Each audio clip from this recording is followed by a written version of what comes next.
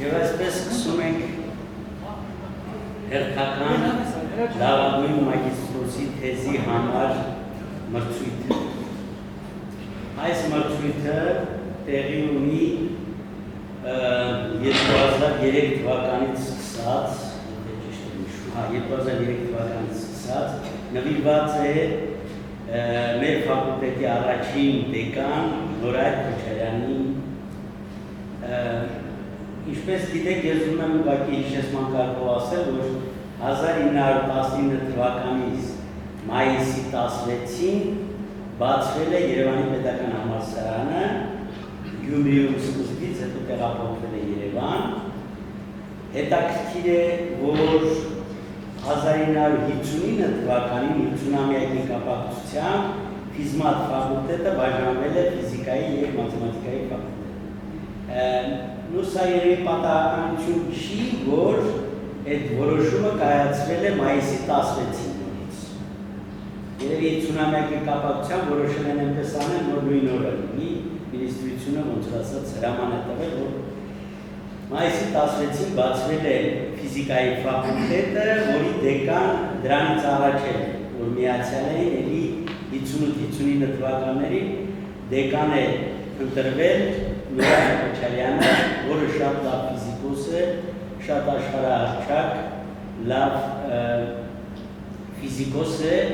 որը ես վերջերս եմ պարզել, որ նաև զբաղվել է այն թեմաներով, որոնցով ես հենց հիմա զբաղվում եմ, այսինքն անիզոտրոպ պոլիմերներով, բայց ինքը նաև զբաղվել է բազմաթիվ շատ հարցերով և բոլոր բնագավառներում է մեծ հաջողություններ ունի, և իր անվան է այսօրվա մեր մրցույթը։ Իր տղաները Կարենը և Արմեն Քոչարյանները ստեղ բանենար է վերանորոգել են մեր 310 լսարանը և 310 լսարանը Նորայր Քոչարյանի անվան լսարան է։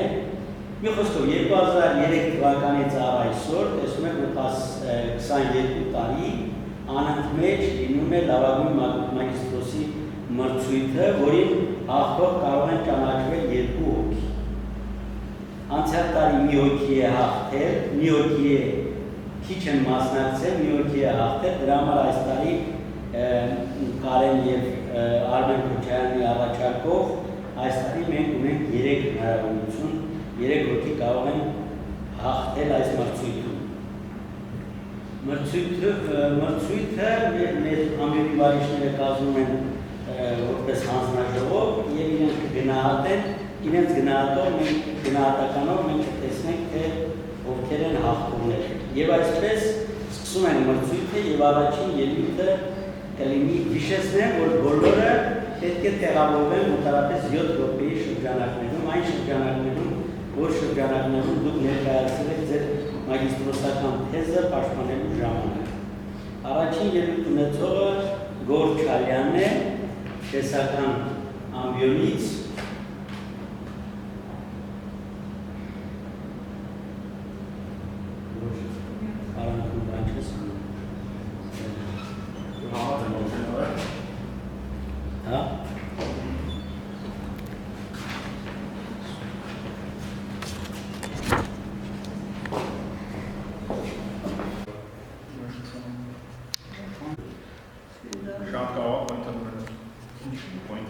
Спасибо, нам время Pointer ka. Pointer ka. Քանչում ակրայը ջամեգերի պրեկանտացիան միջավայր տարածող նագերույթի տարածող նագերույթի պրեկանտացություն նրան ներկայացնել երկու հերոսերի աստիճանների ֆունկցիաների գումարի տեսքով, իսկ քարաչափ հոսանք ունի հետևյալ տեսքը, որը մարվում են դիրակի երկու դետա ֆունկցիաներ։ Շատ լավ։ 90-ականներին ղեկավար երկրորդիների կողմից այն իրար մեջ մխրճված գնաների համար հաշվարկվել է գրինի ֆունկցիան։ Մենք դիտարկել ենք դրա մասնավոր դեպքը և պոտենցիալը որոշում է գրինի ֆունկցիայի միջոցով հետևյալ ինտեգրալային արտադրության շնորհիվ։ Նշեմ, որ խնդրում անկսյալ սիմետրիայի շնորհիվ գրինի ֆունկցիայի մոդելից մենք հնարավորություն մոդներ ունենք գործորական ներդրում։ Այնուհետև ունենալու վեկտոր պոտենցիալը հաշվի առնելով Լորենցի դրամաչափային պայմանը գտնում ենք սկալար պոտենցիալը։ Իսկ դրանից ելնելով արդյունքում դինամիկայի ստանդարտավորություններից կգտնենք էլեկտրական և մագնիսական դաշտի կոմպոնենտները։ Երբ գրգենք առնում բոլոր կոմպոնենտները, տեսնում ենք, որ էլեկտրական դաշտի երկրորդ կոմպոնենտը սրել, իսկ մագնիսական դաշտի մենք երկրորդ կոմպոնենտն է որ սրել։ Սրանք համապատասխան են ստեին տիպի ալիքներից։ Այժմ դիտարկենք համակարգում էներգիայի կորուստները, որոնք հնարավոր է հաշվել երկու մեխանիզմով, դրանց առաջինը օղակաձև փնջի վրա դաշտի կատարած աշխատանքն է, որում առկա է էլեկտրական դաշտի երրորդ կոմպոնենտը, որում դաշտերը նվազում են էքսպոնենցիալ օրենքով մակերևույթից հեռանալիս։ Իսկ երկրորդը դրանք հաշվի առնելն է էներգիայի լրիվ սպեկտրախտությունը և ինտեգրելով ստամբուլ հաճախային տիրույթի։ Կարմիրով նշվածները ցույց են տալիս, որ պետք է կապ ստեղծել սպեկտրախտության և էլեկտրական դաշտի կոմպոնենտի միջև։ Վերջինս անելուց մենք տեսնում ենք, որ ամբողջ սպեկտրախտությունը նաև ներկայացնում երկու գումարների գումարի տեսքով, որոնց առաջինը համապատասխանում է էպսիլոն 0 էլեկտրական խտության համաստ միջավայրում սպեկտրախտությանը, իսկ երկրորդը արդեն էպսիլոն 1-ով պայմանավորված են։ Արտահայտություն մարկային և կան, դրանք վերցվի մոդիֆիկացված ֆունկցիաներն են, ինչպես նաև կատարված են հետևյալ նշանակումները, որոնցից W գազեթի լուծումները, այսինքն զրոները տալիս են մակերևույթային պոլարիզացիոն մոդելը։ Մի քանի թվային հաշվի կատարել, վերցնելով էպսիլոն 0 հավասար է 1-ի, այսինքն դրան իրենց ենթադրում է վակուում, իսկ արտահայտչի միջավայրի համար, որը մետավեր, դիտարկել ենք ջուդի մոդելը, որտեղ օմեգա-ն դրանք դարձնում են հաջողություն, իսկ գաման կորուստների բնութագրիչ մեծությունը։ Հաշվետների համար վերցրել ենք մեծությունների այս արժեքները, 1995 և գամա բաժանած օմեգա-ն 1/100 արժեքները։ Գրաֆիկների կողքին բերված թվերը համապատասխանում օմեգա-ն RC-ով հարաբերության 5-ին և 1-ի հավասար արժեքների համար համապատասխանաբար գետագծերով և անընդհատ գծերով ներկայացված օրերը, որի կողքին բերված թվերները դրանք բետայի տարբեր արժեքներն են, որը ցույց է տալիս, թե օղակաձև փնջի արագությունը լույսի արագության որ մասն է կազմում։ Ու նկատում ենք գրաֆիկներից, որ ինչքան գաման ձգտում է 0-ը, զրոյի մասը սահմանին հասնելիս, սպեկտրերը գնալով դիսկրետիզացվում են։ Այժմ դիտարկենք արտաքին միջավայրի էլեկտրական խտության մաքուր իրական արժեք, այսինքն լեքսմաս հավասար 0-ի։ Այդ դեպքում էներգիայի կորուստների ինտեգրալային արտահայտությունում, որտեղ իջեցնեմ այս անդամը սպեկտրախտությունն է բնութագրում, որ դրական ներդրում կգա միայն W գազեթի 0 լինելուց, որը այս անդամն է։ Այսինքն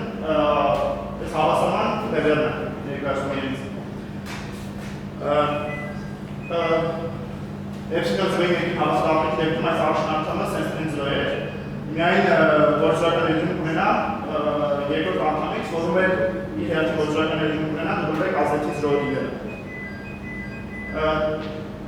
Այդ 0 լինելը հենց համապատասխանում են մակերևույթային պոլարիզացիոն մոդելին, որոնք ներկայացված են 8 տառով, գազետն հենց ալիքային վեկտորներով։ Այդ մոդելը այս արտահայտության լուծումներն են ու տրված բետայի համար և էպսիլոն 1 էպսիլոն 0 տարբերության համար մենք հստակ միակ մոդ, որն է ներկայացված այս գրաֆիկում օղակաձև փնջի տարբեր արագությունների համար։ Երկի գրաֆիկների կողքին բերված թվերը դրանք բետայի տարբեր արժեքներն են։ Նշեմ, որ ունենք միակ մոդ այս դեպքում, քանի որ ունենք խնդրում առկա աքսիալ սիմետրիա և միայն որ դրական ներդրումներ են հավասար 0 մոդը։ Եթե ավելի բարձր մոդելներ ներդրում ունենային, մեքից ավել պոլարիզացիոն մոդել կառաջանային։ Վերջում նաև դիտարկել ենք ճառագայթված էներգիան, էպսիլոն 0 հավասար է 1-ի համար ու 0-րդ հարաբերության ժամանակի արժեքի դեպքում, էլի 4 տարբեր արագությունների համար բետայի տարբերակների համար ու տեսնում ենք, որ ինչքան օղակաձև փնջի արագությունը մեծ է, այնքան դիտված ճառագայթված էներգիան ավելի մեծ արժեք ունի կոնկրետ մոդի համար։ Վերջում հանգել ենք մի քանի եզրակացության, որոնցից առաջին այն է, որ լինի ֆունկցիան դիտարկելիս, որ դրական ներդրում ունեցող միայն հավասար 0 մոդը, դա էլ բխում էր խնդրում առկա աքսիալ սիմետրիայից։ Երկրորդը լինի ֆունկցիայի միջոցով գտնվեցին էլեկտրամագնիսական դաշտի պոտենցիալները թե վեկտորական և ֆիզիկալիա, որոնց միջոցով էլ արդեն էլեկտրադինամիկայի ստանդարտավորությունից գտնվել են դաշտի կոմպոնենտները, այնտեղ դաշտի կոմպոնենտները հաշվի առնելով տեսանք, որ ճառագայթող մոդելը ունեն թեև բնույթ, այսինքն էլեկտրական դաշտի երկրորդ կոմպոնենտը, իսկ մագնիսական դաշտի միայն ոչ զրոյական կոմպոնենտը դա երկրորդ կոմպոնենտ էր։ Ինչպես նաև մակրոյթային պլազմատորայտոնային մոդելը առկային միջավայրերի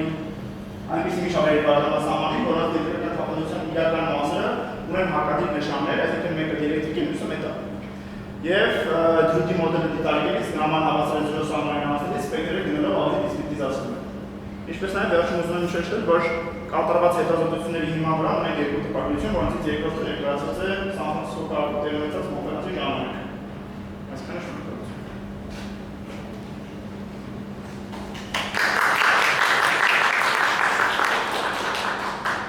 Եթե հարցեր կան, մեկ-երկու հարց։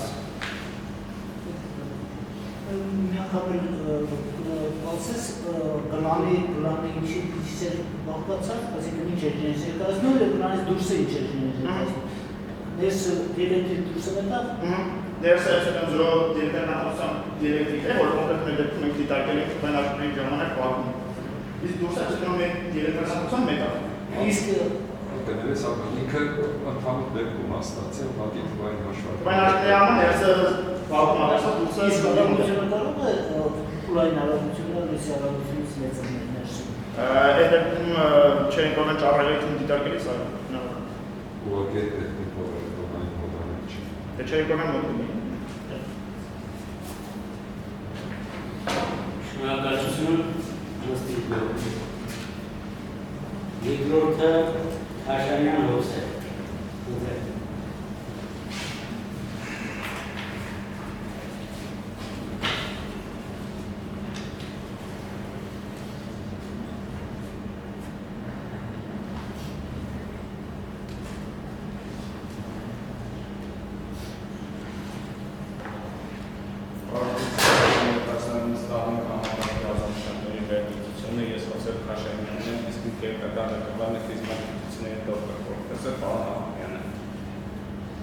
Քսանմեկերորդ դարում զարգացող կապի համակարգում դեռ առկա են այնպիսի խնդիրներ, ինչպիսին են ռադիոծառացությունների երկրագնդի տարբեր կետերում, ինչպիսիք են լեռնային բարձրադիր գոտիներում, օվկիանոսներում կամ պատերազմական դաշտում։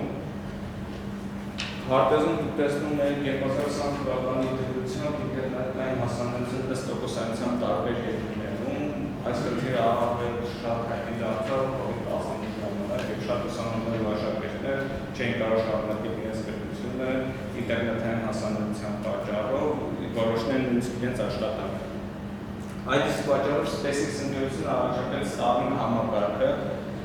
որը լուծում է հետևյալ խնդիրը։ Երկրների ոչ մակերևույթ ծածկել ռադիոծածկույթով դա լավագույն տարբերակը դա արտանետային կապն է, բայց մենք չէինք կարող օգտագործել գեոստացիոնար տիպը, քանի որ այն գտնվում է երկրներից բավական մեծ հեռավորության վրա եւ ունենում է ուշացման խնդիրներ,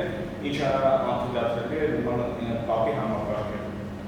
Հետևաբար SpaceX ընկերությունը առաջարկեց օգտագործել երկրների մոտ դիպում 10 թեորետիկություն շոուերով, որ Եվ ինչպես է այնպես, քանի որ արբանյակները գտնվում են երկրագնդի մոտիվությունում, չէին կարող անդադ լինել իլյուզիայի կամ անդենայի տեսանյութի։ Հետևաբար համակարգը առաջարկում է հետևյալ ձև։ Երբ որ մեր արբանյակը դուրս է տալիս մեր անդենայի տեսանյութի դիրքից, հաջորդ արբանյակը, որ պետք է գտնվում մեր տեսանյութից, կարող է հաստատվում մեր յուզերը այդ արբանյակի հետ, իսկ նախկինում եղած ինֆորմացիան տեղափոխվում է նոր արբանյակին։ Այն կարելի է համեմատական տանել ներկայումս 4 սենտիմետրային կապի հետ եւ օգտագործում է նույն օրենքի մասնանշանները, ինչպես է 4 ցելը։ Իսկ ընդհանուր համակարգում ինֆորմացիան հասանելի է, այսինքն տրամադրվում է 8 րոպե մի երկրագնդի վրա գտնվող կայանների շնորհիվ։ Այստեղ դուք կարող եք տեսնել պարամետրերը համակարգի, ինչպես տեսնում եք մեր ուշացման հետ կապված խնդիրը, որը կարևոր այս համակարգում լուծվել է։ Եվ հաջորդ կարևոր պարամետրը, որը մենք դիտարկում ենք, դա ընդունող ազդանշանի հզորությունն է, որը հավասար մեր հաղորդող ազդանշանի հզորությանը, հաղորդող եւ ընդունող համակարգերի անտոնանալի ջրասման գործընկերներին, հաղորդող եւ ընդունող համակարգերի կորուստներին, միջավայրի կորուստներին եւ ճանապարհային կորուստներին։ Ունենալով ընդունող ազդանշանի հզորություն, մենք կարող ենք հաշվել ազդանշանատուն հարաբերությունը։ Ազդանշանատուն հարաբերությունը հաշվարկելուց հետո մենք կարող ենք հաշվել մեր արբանյակի թողարկման շերտը։ Ունենալով յուրաքանչյուր արբանյակի թողարկման մենք կարող ենք հաշվել մեր ընդհանուր համակարգի թողարկման շերտը։ Հաջորդ կարևորագույն համակարգը, որը լուծում է SpaceX ընկերություն, դա ADAS-ում կիրառող խնդիրներն են, այսինքն ճշգրտություն։ Ավելի հայտնի է որպես ավտոպիլոտ շատ դեպքերում, ADAS-ը օգտագործվում է ինդուստրիայում, շատ դեպքերում իրան մենակ ADAS-ն հասնում։ Տվյալ դեպքում խնդիրը կայանում է նրանում, որ մենք ունենք ճշգրտության հետ կապված խնդիր, նավիգացիայի ճշգրտության հետ կապված GPS համակարգը, որը ներկայումս օգտագործվում է, նրա ճշգրտությունը մոտավորապես 50 մետրի է հասնում։ Իսկ տվյալ համակարգը առաջարկում է ստանալ մինչև 1 մետր։ Ինչպես է լուծում այս խնդիրը SpaceX ընկերությունը, դա Դոպլերյան ազդանշանի շերտման միջոցով։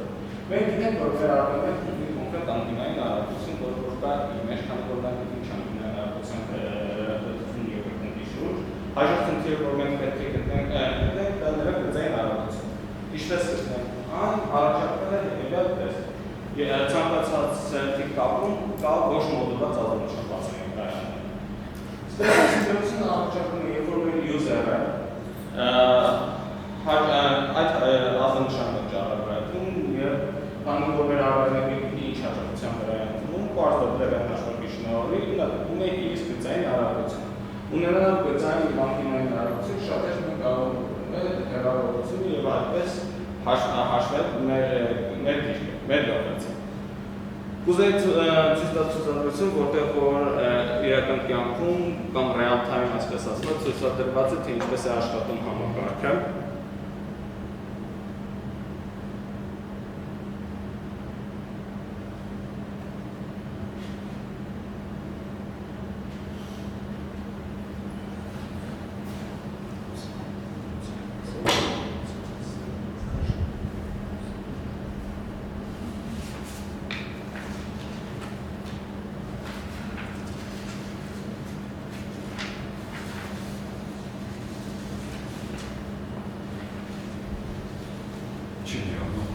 Ինտերնետի հետ կապված Starlink-ը լավ չէ։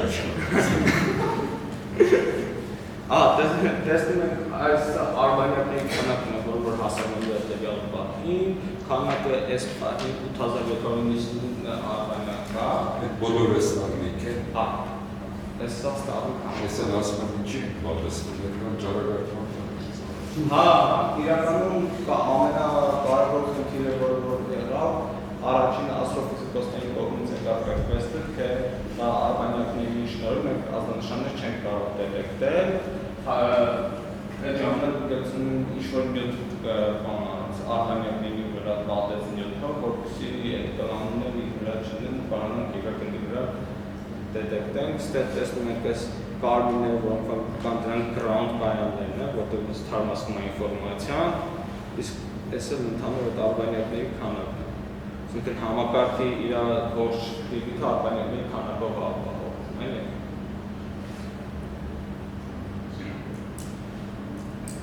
Թույլտվեք կարդալ եզրակացությունը, կապի համակարգում ունենալով խնդիր, ծածկել երկրագույն ռադիոտիրույթով, ունենալով փոքր ուշացում եւ ավելի արագ նավիգացիոն խնդիրները, լուծելու լավագույն ճանապարհը առաջարկվել է SpaceX ընկերության կողմից։ Ինչպես տեսանք, համակարգն այս խնդիրը լուծում է արբանյակների քանակի շատացման հաշվին, իսկ Դոպլերյան էֆեկտն օգտագործելով լուծում է նավիգացիոն խնդիրները։ Նման համակարգը օգնում է կապի հասանելիություն ունենալով երկրագնդի ցանկացած կետից, ապահովելով երկրագնդի ողջ համակարգը ռադիոծածկույթով։ Համակարգը լուծում է արագ նավիգացիոն խնդիրները, որը կարևոր բաղադրիչ է հանդիսանում ներկայումս զարգացող անօդաչու մեքենաների ղեկավարման մեջ։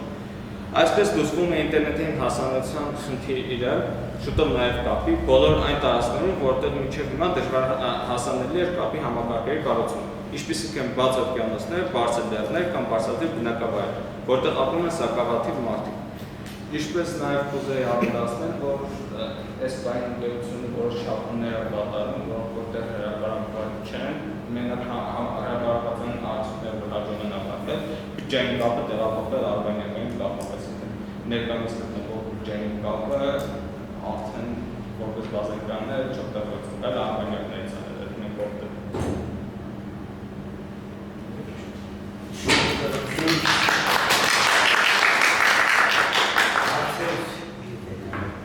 Ովսե դու աշխատանքը հետազոտական էր թե ակնարկային։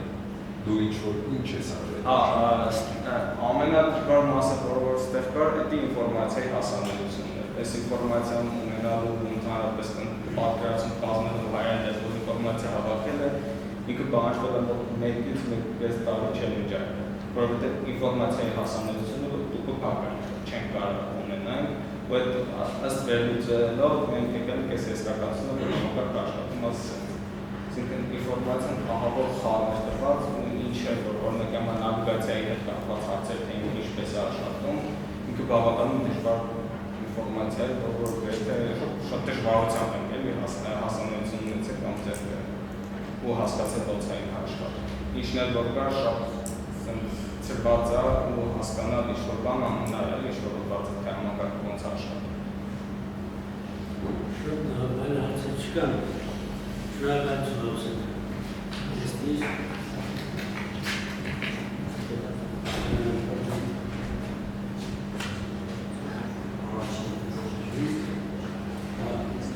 Arman, Acadyan Arman.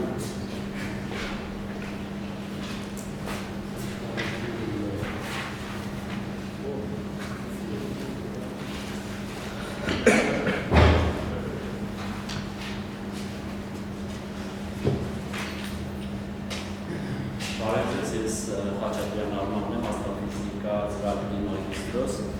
հարգելի հաղորդաշրջով ուսանողներ, հիբրիդ մահապետական աշխատանքը, որը գնված է 345 ամբողջի + 1 ամբողջի դաստառաջացման տիրույթին։ Աշխատանքի նպատակն է ճշգրտել տիրույթի հեռավորությունը, հիմնականացնել տիրույթի պատկանող երիտասարդ աստղային օբյեկտներ և տալ նրանց զեկուցություն դասը, ինչպես նաև հիմնականացված երիտասարդ աստղային օբյեկտների համար կառուցել նրանց մակերևութային օգնության դաշտման հատվածը։ Աշխատանքի արդիականությունը, աշխատանքի թեման առաջ եկել 1950-ական թվականներին, երբ Վիկտոր Համբարձումյանը առաջ բերեց այն հեղափոխական միտքը, համաձայն որի աստղեր այսօր առաջանում են և խնդիրը մինչ օրս արդիական է։ Աստղառաջացման տիպների ուսումնասիրությունը կտա մի շարք հարցերի պատասխաններ, որոնք վերաբերվում են աստղերի և գալակտիկաների առաջացմանը և զարգացմանը, ինչպես նաև նորորակային համակարգերի առաջացմանը։ Ինչպես նշեցի, մեր աշխատանքի թեման 245 աստղառաջացման տիպի ուսումնասիրությունն է, ներկայացված են տիպի վայզից ստացված պատկերները, նախորդ ուսումնասիրություններից աստղառաջացման տիպի համար տրվել է 1.8-ից մինչև 1.86-ից 1.95 կիլոպարսեկ հեռավորություն, սակայն մեր աշխատանքում ճշգրտել է այդ հեռավորությունը։ Տարածքը տիրույթը կազմված է 4 ենթատիրույթներից, որոնք զբաղեցնում են մոտավորապես 50 արկմին տարածքը տիրույթը ունի իր հետաքրքրությունը, քանի որ ըստ նախորդ աշխատանքների տիրույթը պարունակում է ռադիոակտիվ, որը ճառագայթում է 36.6 սանտիմետր երկարությամբ ալիքներով։ Կա պատկած, որ այդ ռադիոակտիվը կարող է առաջանալ երկրորդ պայթյունից, ինչը հաստատվում է պատկերից, ինչպես երևում է պատկերներում, պատկերներն են, պարզապես այստեղ խոշորացված, որպեսզի այս հարվածային ճակատ ավելի բաց երևա, այսինքն այս հարվածային ճակատի տեսքը, այդ միջաստային նյութի տեսքը մեզ հաստատում է, որ այդ ռադիոակտիվ կարող է առաջանալ երկրորդ պայթյունից։ Որպես կանոն, հարվածային ճակատում նյութի իոնիզացման աստիճան ավելի բարձր է, հետևաբար ավելի բարձր են այնտեղ ջերմաստիճանները և այնտեղի նյութը ճառագայթում է ավելի կարճ ալիքում, դա հասնում է նկարի կանաչ գույնը, կարելի է ենթադրել, որ այն մասերը, որտեղ որ կանաչ է միջաստային նյութը, այնտեղ ավելի բաց են ջերմաստիճանները, իսկ կարմիր մասերում ջերմաստիճանները համեմատաբար ավելի ցածր են։ Ինչպես նշեցի, մեր առաջի խնդիրը նպատակը մեր աստղառաջացման տիրույթի հեռավորության ճշգրտումն է։ Հեռավորության ճշգրտման համար մենք օգտագործել ենք Գայայի օպտիկական տվյալները,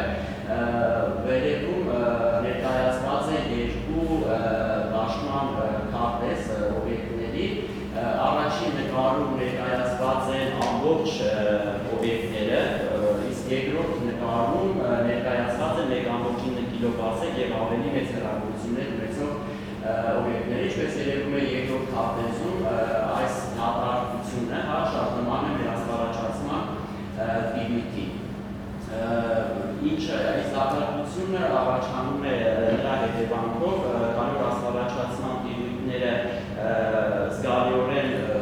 գլանում են օպտիկական լույսը, այդ պատճառով տարածքի տիրույթի հետևում ունած օբյեկտները այլևս չեն երևում։ Իսկ դիագրամը ցույց է տալիս օբյեկտների թվությունը կապված հեռավորությունից 3 նմուշի համար բոլոր օբյեկտները, հայայից վերցված, օբյեկտները, որոնք աստղարաչացման տիրույթից դուրս են, եւ օբյեկտները, որոնք աստղարաչացման տիրույթի ներսում են, ինչպես երևում է, աստղարաչացման տիրույթի ներսում թվությունը շատ ստացվ է եւ մոտավորապես 1.8 կիլովատից սկսած դառնում է հաստատում, ինչը լավ համընկնում է նախորդ աշխատանքներում որոշված հեռավորության հետ։ Աշխատանքը կատարելիս մենք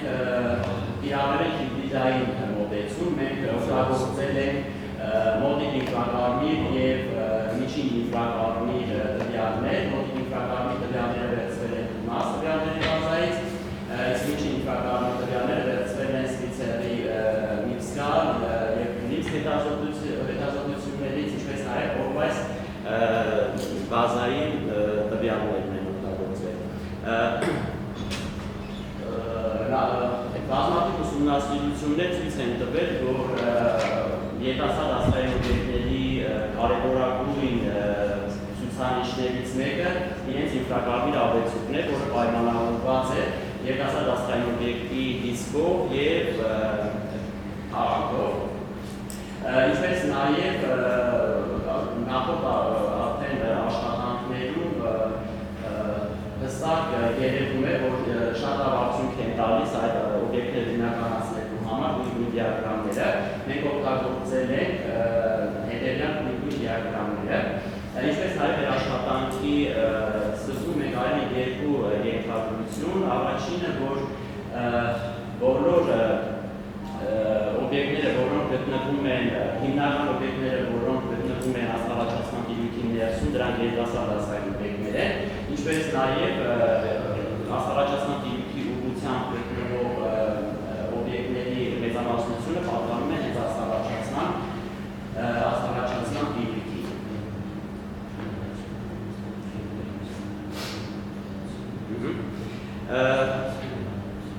Երիտասարդ աստղային օբյեկտների հիմնականացումը բարդ գործընթաց է եւ կան մի քանի քայլեր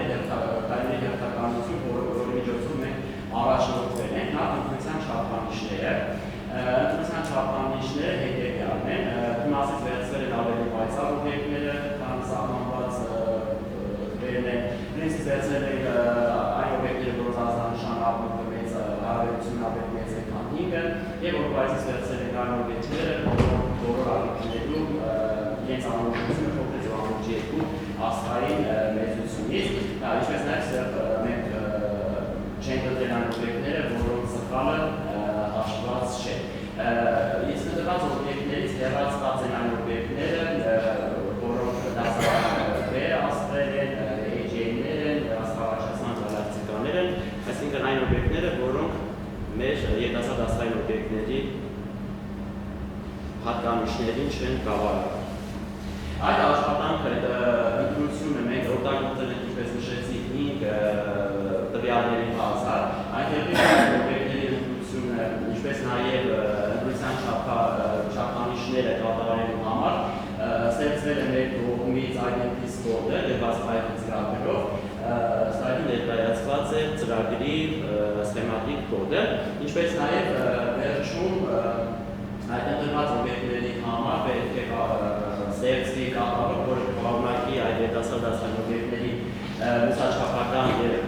աստղաչափական տվյալներ, ինչպես նաև նրանց էվոլյուցիոն դասերը։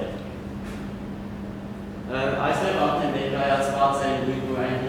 դիագրամները, որոնք մենք օգտագործել ենք մեր աշխատանքի համար։ Ներկայացված թվերը ընդհանուր 5 ապրանքներից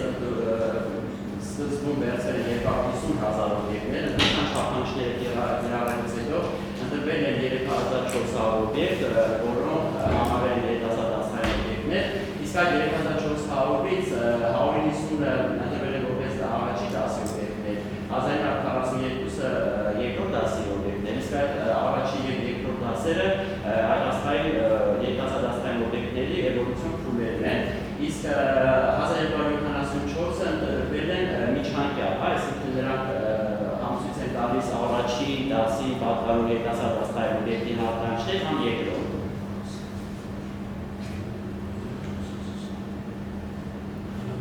Ուստեղ բարձության համար, որպեսի բաց լինի, սա նույն դիագրամա, կարմիրով նշված են առաջի դասի օբյեկտները, նարնջագույն գույնով երկրորդ դասի օբյեկտներն են, իսկ կապույտները առաջի և երկրորդ դասի պատկանող օբյեկտներ են, իսկ այս ներքերում այս սևը սրանք գլխավոր հաջորդականության աստղեր են։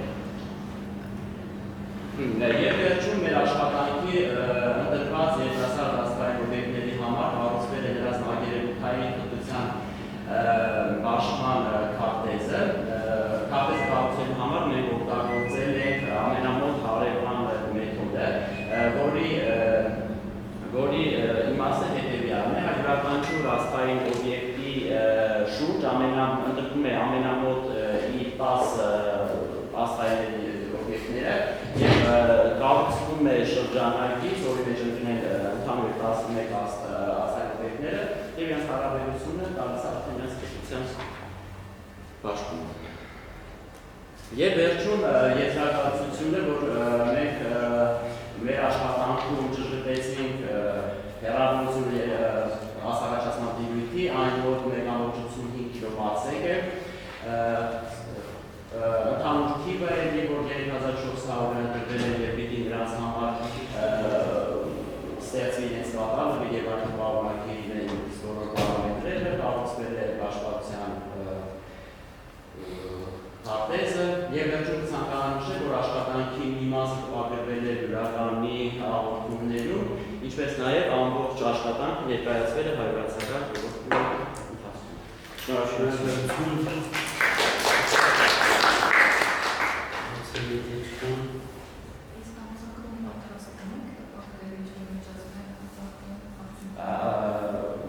Մի փոքր իր վրա աշխատելուց հետո արդեն արդյունքները ղեկավարը Մարտիրոսյան Ջակին։ Շատ շնորհակալություն։ Այ կոդը գրել եք դուք եք, չէ՞ գրել։ Կոդի մասը, քանի որ ես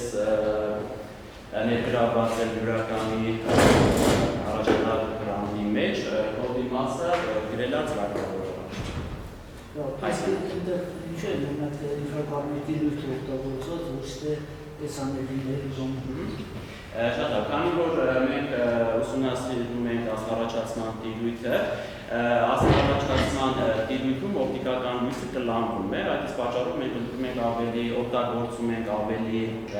կարճ ալիքներ, որոնք ինֆրակարմիրն են։ Պես տեսանելի չի հասնում։ Չէ։ Շատ գայերով ստուգվելա չեն երևաց։ շնորհակալություն։ Հաջորդն Ասատրյան Սիրանը։ Ընտրեմ, վերնագի անգարման ներկայացրեք, որի չեմ կարդում։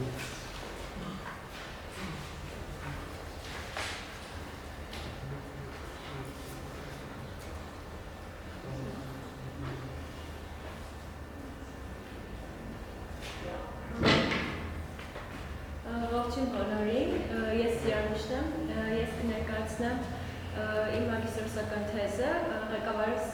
եղել է ֆիզմատ գիտությունների դոկտոր Հրաչյա Մարուքյանը և աշխատանքը կատարել եմ Ալիխանյանի անվան ազգային գիտական լաբորատորիայում ՑԵՌՆ-ի հետ համագործակցությամբ։ Ուրեմն աշխատանքս նվիրվում է իզոլացված հատվածների գրանցման ուսումնասիրություններին Ատլասի թայլ հատորների կալորիմետրում։ Ուրեմն քանի որ կալորիմետրը պատրաստվում էին upgrade անել, դրա որպեսզի այն կարողանար ավելի մեծ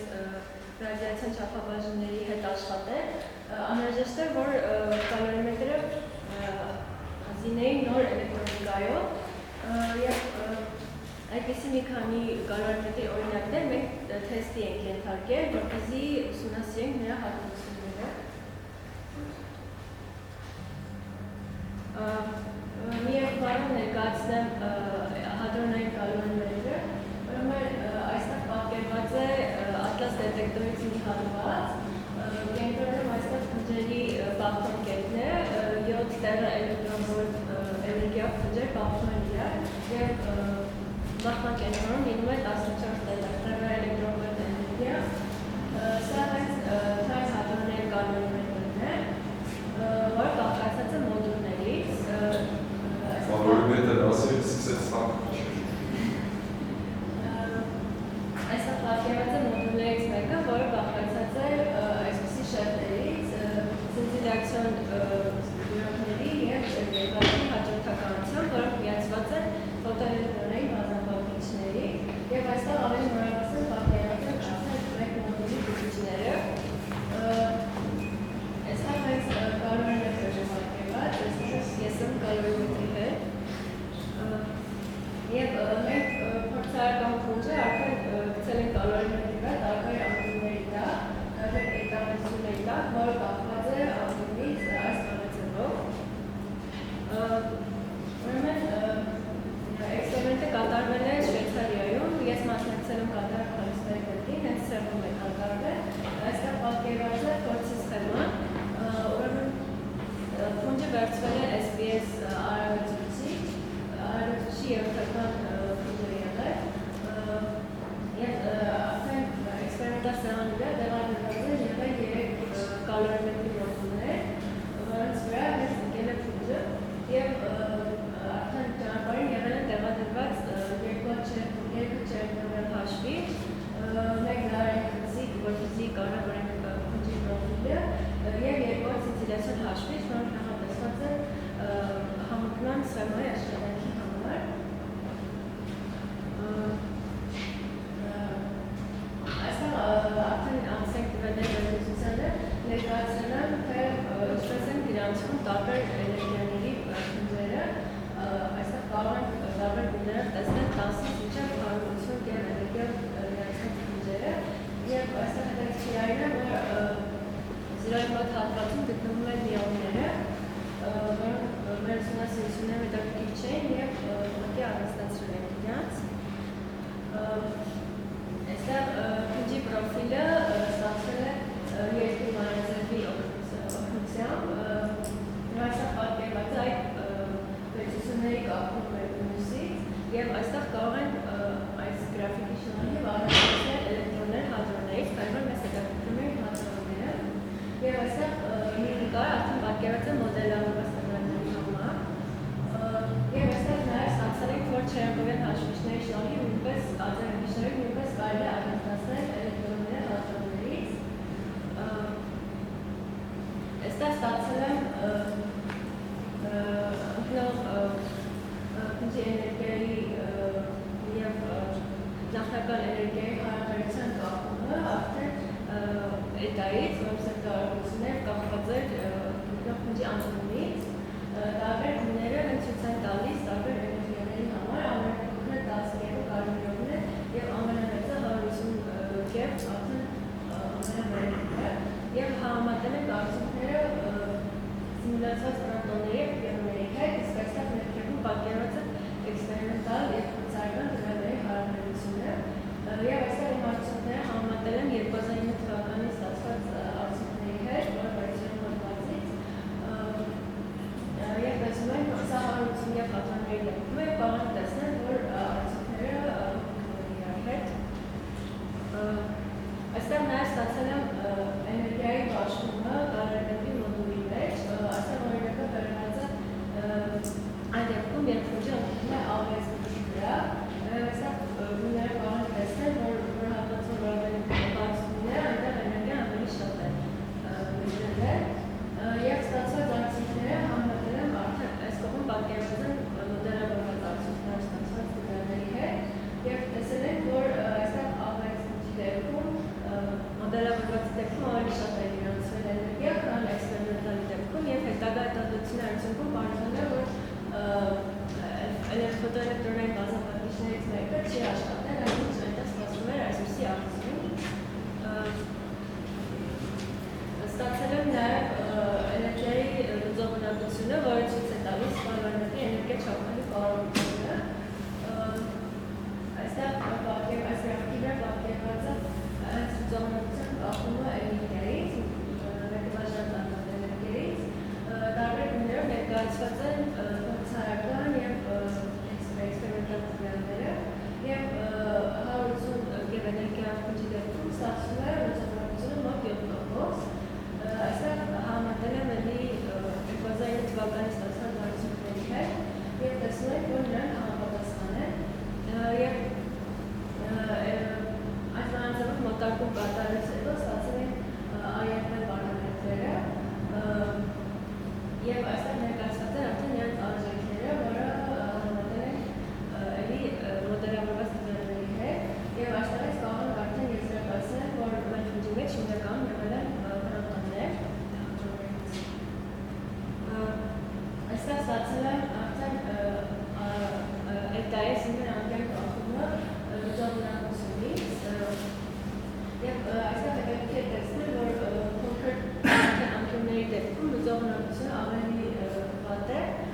քանի որ այստեղ մենք ունենք լայնական արտահոսք, որը հատրանները ամբողջությամբ չեն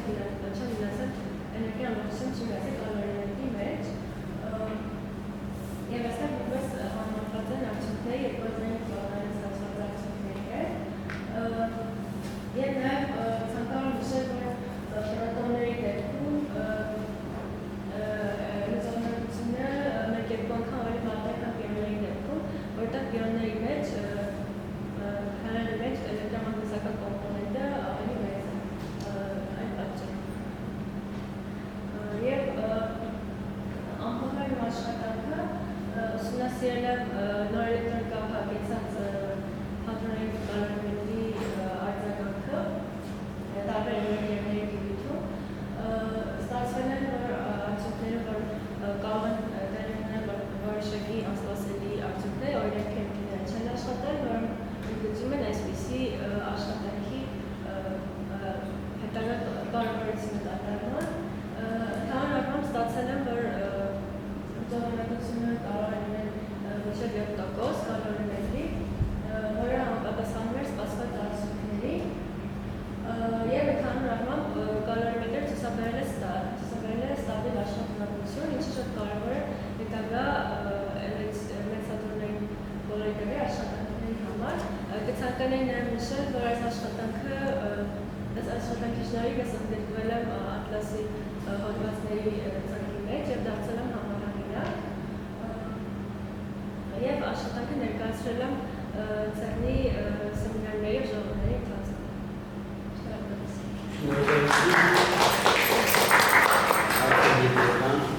Սիրանուշ ինչի պիոնների համար էլեկտրամագնիսական ավելի շատ էներգիաներ ուսներ դրվեց կչումեն ինչ-որ պրոտոններ պիոններ չեն։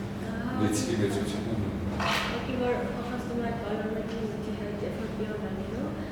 Հոստերության էներգիան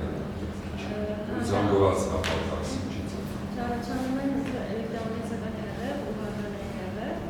հիմա պիոն մասնիկների դեպքում այդ էլեկտրամագնիսական հեղեղը ավելի շատ է։ Իսկ մենք գիտենք, որ էլեկտրամագնիսականի ժամանակ լուծողունակությունը ավելի լավ է լինում, քան տարբեր մասնիկներ չգիտեն և Լավ, եթե այլանցում շնորհակալություն Սիրանուշ և ընկերոջը Ռոզա Գաբրիելյան Լենանի ներկայացրել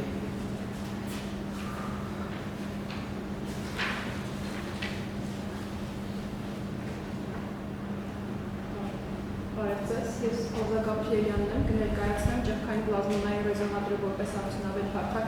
կենսաչափումների համար թեմա, գիտական ղեկավար Հենրիկ Պարսանյան։ Մի փոքր համավարտագիրը ներկայացնեմ, աշխատանքում ուսումնասիրվել է հատուկ նախագծված ճեղքային պլազմոնային ստավորակային ռեզոնատոր, որի վերջավոր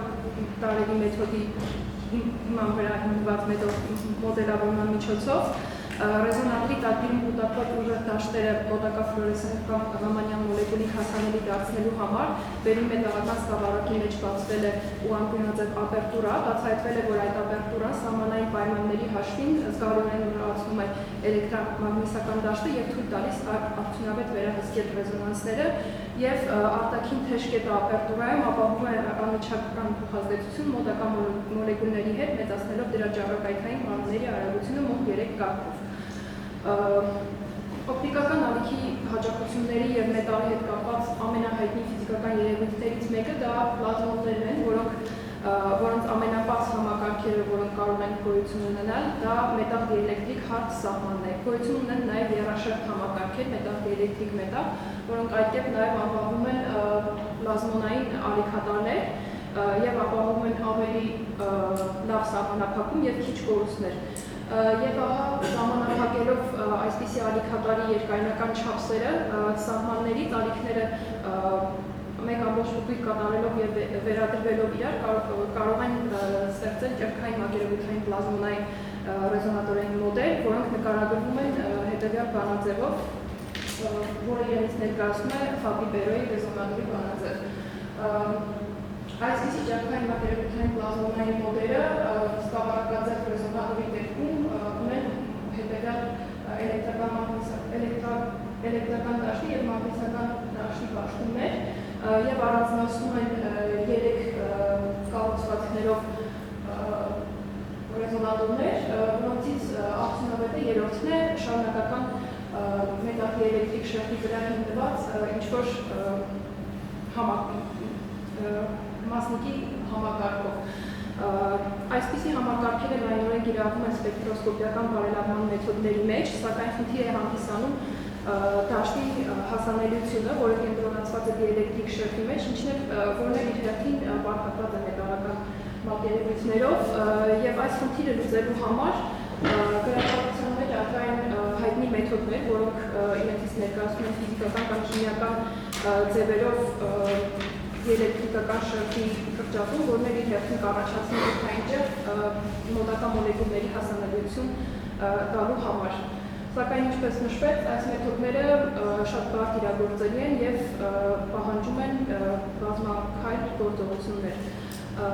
Այս աշխատանքում առաջարկվել է մի մեթոդ, որը հիմնված է սկավառակաձև ճեղքային պլազմոնային ռեզոնատորի մոդիֆիկացիայի վրա, այստեղ տեսնում եք դրա սխեմատիկ պատկերը,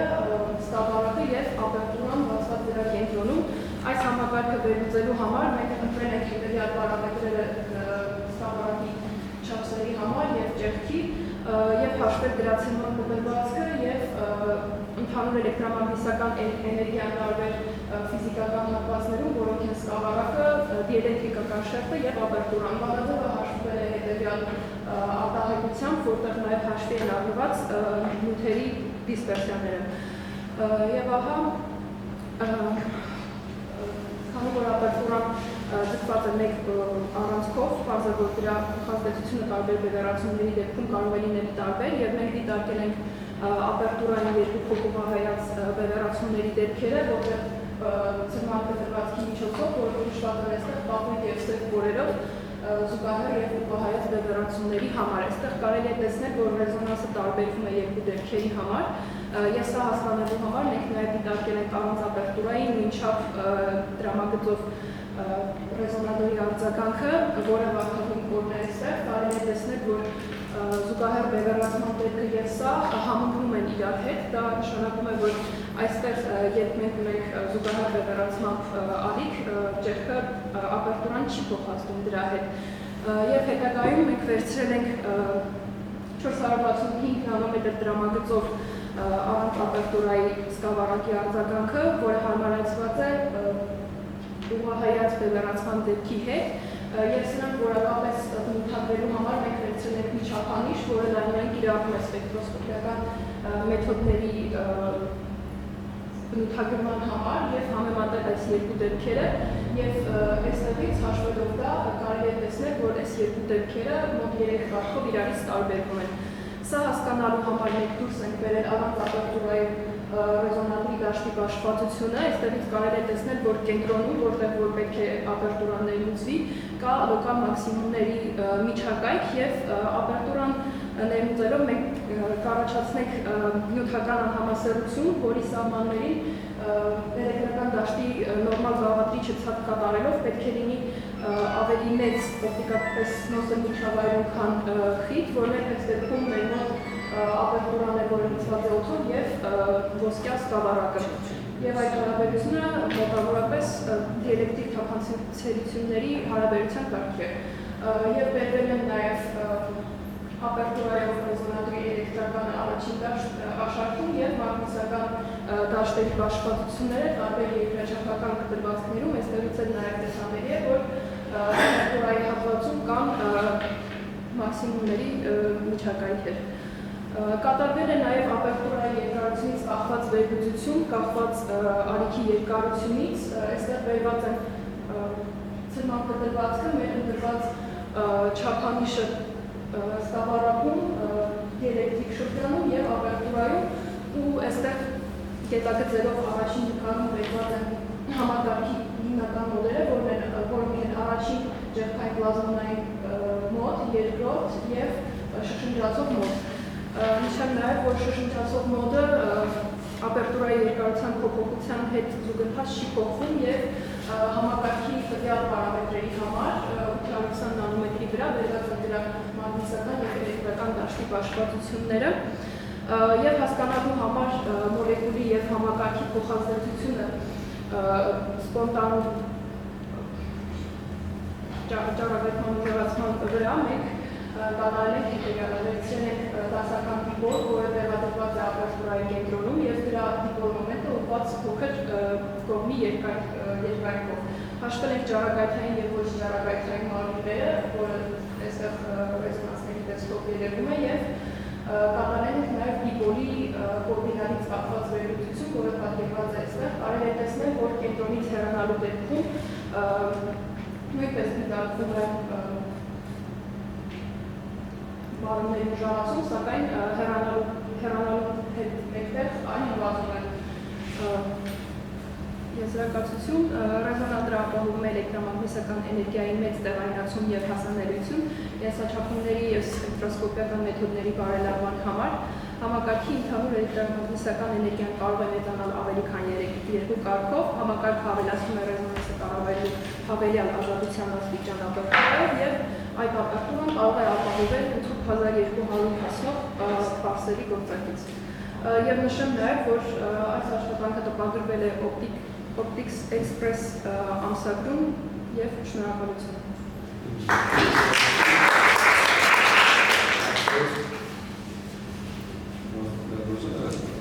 Որ նայենք երկրաչափությունը բավական բարդ է ու խնդիրը լուծում ասենք Մաքսվելի հավասարումները ոչ չկա ոնց ինչի ասենք Մաքսվելի հավասարումները լուծվեր չէ, եթե ուզենանք ճշգրիտ լուծել մասերը դարձնել չկա։ Իրականում ամեն ինչը սիմուլյացիայի արդյունք է, որտեղ արդեն Մաքսվելի հավասարումները հաշվի առնված են։ Ինչ պատեր եք։ Կոմսոլ։ Իսկ փորձել եք ինչ-որ անալիզիկ կողմել, որ մոտավորապես ասենք որակական ինչ-որ որակական անալիզներ են նաև կատարվել են նաև սիմուլյացիաներ տարբեր պարամետրերի դեպքում և տարբեր դեպքերի համար։ Ծրագրային ինչ-որ փոփոխություն բամանարել եք կորսորի ճիշտ է, ուղղակի պատրաստի պակետը կա, չէ, մենք ոնց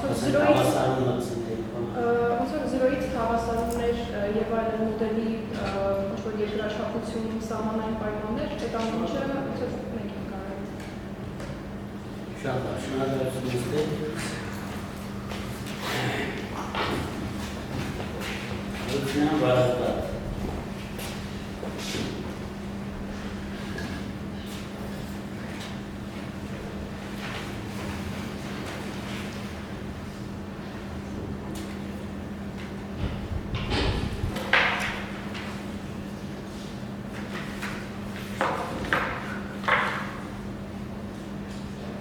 Բարև ձեզ, ես Վարազդատ Հարությունյանն եմ, մագիստրատական թեզս նվիրված է եղել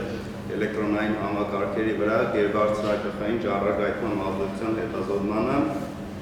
գիտական թեզի ղեկավար եղել է ֆիզմատգիտությունների տեխնացու դոցենտ Պարոն Մակարյանը։ Նախ սկսեմ աշխատանքի նպատակից, աշխատանքի հիմնական նպատակը կայանում է նրանում, որ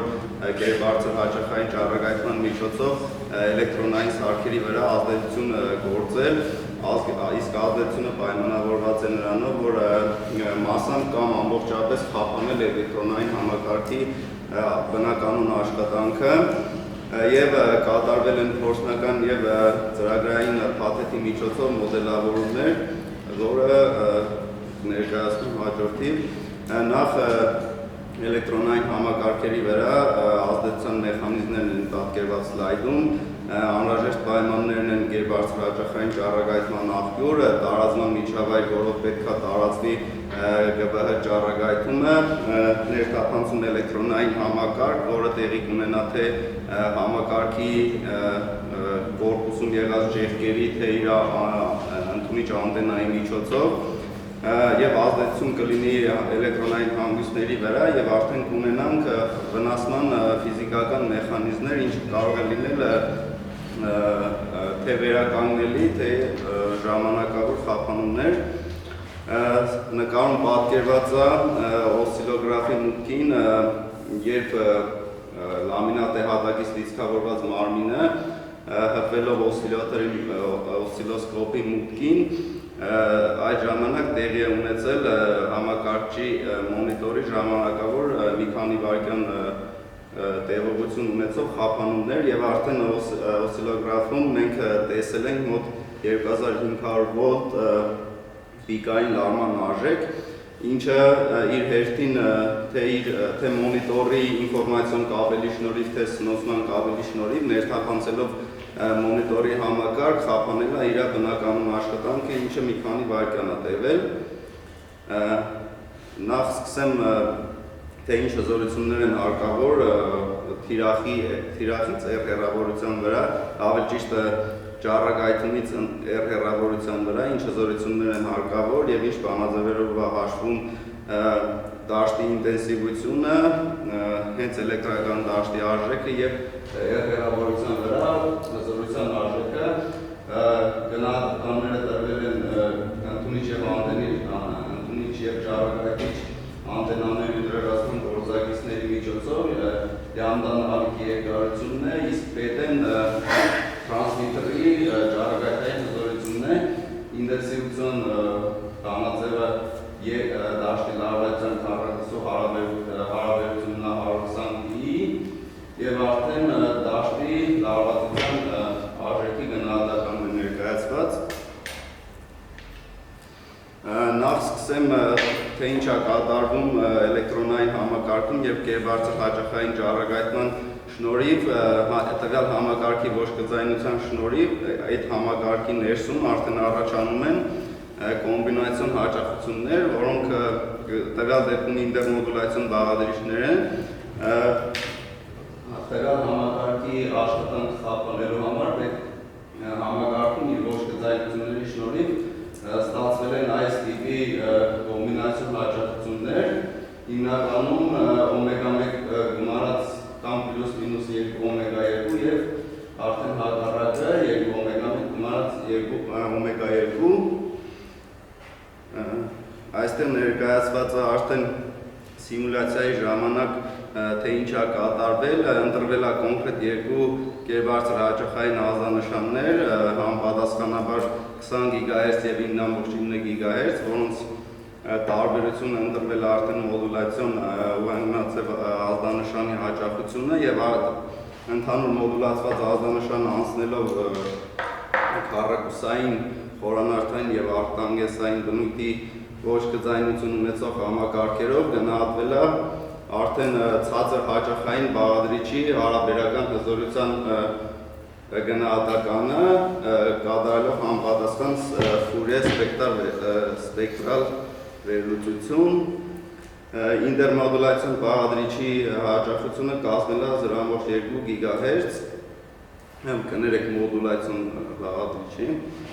Եվ արդեն անցնեմ թվարկելով նշված 3 տեսքի ոչ գծային համակարգերի միջոցով մեր մոդուլացված ազդանշանը թե ինչ սպեկտրալ հարաբերական հզորություն է նկատվել տվյալ 0.2 GHz ինտերմոդուլացիոն բաղադրիչի վրա, այս դեպքում տեսնում ենք քառակուսային բնույթի ոչ գծայնության դեպքը, երբ արդեն ինչպես նկատվում է այս նկարից, տվյալ այս հաճախության համար նկատվել է բավական բարձր հարաբերական հզորություն, մոտ 10 դեցիբելի կարգի, ինչը արդեն ունենալով էլեկտրոնային համակարգի ներսում կխափանի իր բնականոն աշխատանքը։ Նշեմ, որ այս դեպքում ամենաբարձր սպեկտրալ բաղադրիչ տվյալ հաճախության համար դիտարկվել է, երբ մեր երկու գերբարձր հաճախային ազդանշանների ամպլիտուդների հարաբերակցությունը եղել է 2, այսինքն առաջինի ամպլիտուդը 5, երկրորդինը 10։ Հաջորդ դեպքը դիտարկվել է խորանարդային ոչ գծայնություն ունեցող համակարգի համար, այս դեպքում նույն ամպլիտուդների հարաբերակցությամբ նկատվել է տվյալ ինտերմոդուլացիոն բաղադրիչի հարաբերական հզորությունը շատ ավելի բարձր, քան նախորդում, մոտ 25 դեցիբել, իսկ այս նկարը պատկերում է արդեն խորանարդային տեսքի ոչ գծայնություն ունեցող համակարգով անցնելով մեր մուտքային ազդանշանի տեսքը իմպուլսային ուղղանկյունաձև իմպուլսային ազդանշանով մոդուլացված, իսկ երրորդը, երբ արդեն արտանգենսային տիպի ոչ գծայնությամբ օժտված համակարգով անցել, այս դեպքում բնականաբար շատ համեմատաբար մնացած դեպքերի ցածր է ստացվել հարաբերական հզորությունը, քանի որ արտանգենսային բնույթի ոչ գծայնություն ունեցող համակարգը ինք իրենից ներկայացնում է սահմանափակիչ, եւ այս դեպքում տվյալ հաճախության վրա նկատվել է մոտ 30 դեցիբելի կարգի հարաբերական հզորություն։ Այս դեպքում նշեմ, որ ամենաբարձր հզորություն, հարաբերական հզորությունը նկատվել է երկու ազդանշանների ամպլիտուդների հավասար դեպքի ժամանակ։ Եվ արդեն այս ամենից կարելի է եզրակացնել, որ եթե ունենալով երկու գերբարձր հաճախային ազդանշան, որոնք իրար հետ միմյանց հետ կապված են ժամանակ ընթացքում կոհերենտ կապով, այսինքն փուլային համաձայնությամբ, տվյալ ազդանշանը արդեն մոդուլացված կարող է ներթափանցել էլեկտրոնային համակարգ եւ արդեն այդ համակարգի ներսում կամ առաջացնի շատ ցածր կոմբինացիոն բաղադրիչ, որը իր հերթին կարող է խափանել այդ համակարգի բնականոն աշխատանք եւ թե կարող է հենց տվյալ էլեկտրոնային համակարգի սեփական հաճախություններին մոտ հաճախությամբ ազդանշան գեներացնի, որը նույնպես կարող է խափանել համակարգի բնականոն աշխատանքը։ Շնորհակալություն։ Որովհետեւ ոչ գծայնությունը ոնց է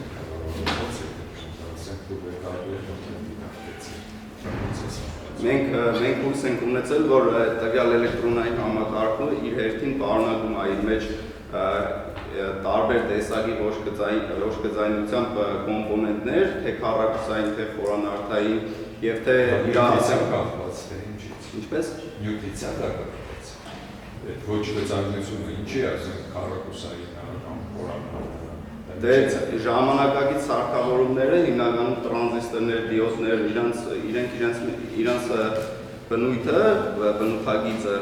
պարունակում է ոչ գծայնություններ։ Այդ իսկ պատճառով մենք այդ ամեն ինչը հաշվի առնելով,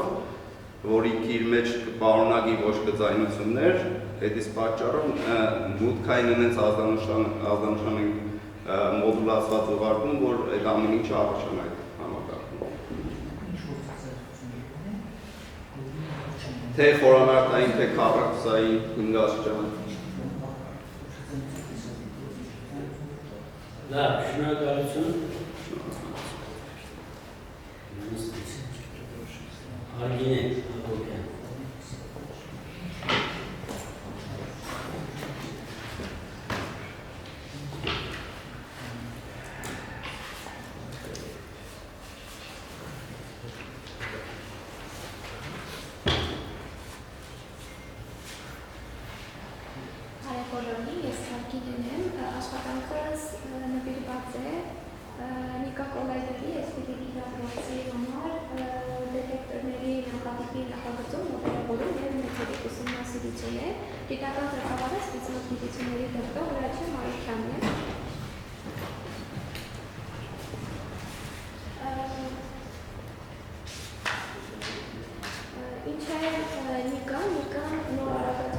համալիր է, որը